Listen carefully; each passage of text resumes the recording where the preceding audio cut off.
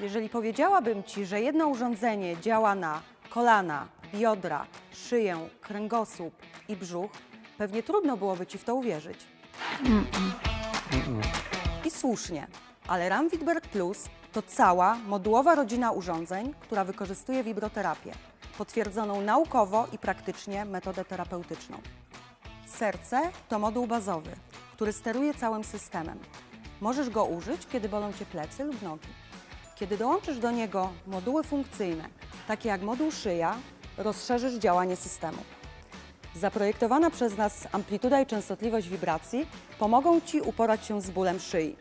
Moduł kolana to już zupełnie inny program i inne działanie. Każdy moduł ma zakodowany odpowiedni program, który opracowaliśmy na podstawie setek własnych badań w dziale badawczo-rozwojowym oraz analizy setek badań z całego świata. Dla Twojego komfortu możesz również użyć zagłówki nieaktywne, które pomogą Ci przyjąć właściwą pozycję.